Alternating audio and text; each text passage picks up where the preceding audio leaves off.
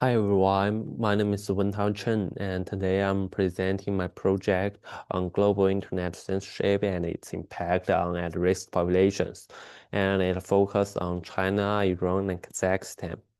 So this project is motivated by the fact that the censorship is not just a technical issue.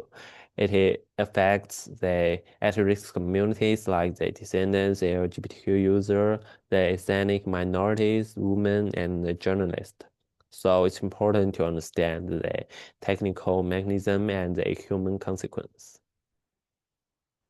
So for the methodology, we use the public measurements data from the ONI and the censored planet. So these platforms let us to observe the signals like the DNS temporary, the HTTP blocking, the TCP anomalies, and TLS interception.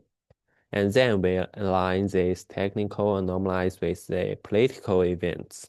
And they report like the Access Now, the Human Rights Watch. So this helps us to understand how censorship events translate into the risk for vulnerable communities.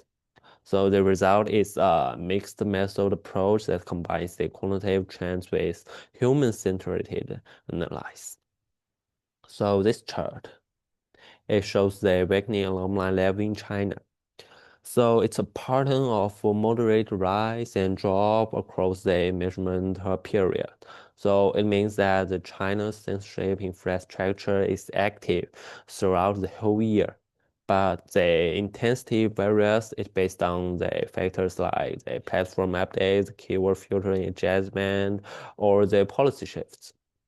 For at-risk population in China, like LGBTQ communities, this fluctuation means the access to information and the safe online space is unpredictable, and it's disrupted. Like they have to use the VPN to get some information from like YouTube or Reddit. Here we see it's a large and sudden spikes in censorship and anomalies. This spike corresponds to the period of political unrest, particularly the Masha Amni protest in 2022. During this event, Iran deployed shutdowns, throttling, and platform blocking. These intense spikes have serious consequences like the women and gender minorities lose the access to safety communications channel, and protest coordination becomes dangerous, and the documentation of state violence becomes difficult. And for Kazakhstan, it exhibits another pattern. Like the chart shows one sharp isolated spike. It represents the 2019 TLS interception events, where like the citizens were asked to install a government control root certificate. These events allow the government to perform the man-in-the-middle attacks on encrypted traffic. So this type of target interception primarily threatens the dissidents, the journalists, and the activists. So that the private communications becomes vulnerable to retaliation. So the Kazakhstan's model is not like the China's or the Iran's. It is targeted and tied to specific government actions.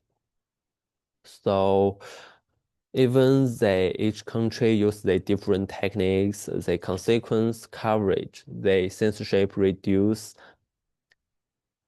autonomy, increase the exposure to state power, and it harms those who already face structural vulnerabilities. So combining the technical measurements with human rights analysis help us build a more completely understanding of how censorship affects the at-risk population.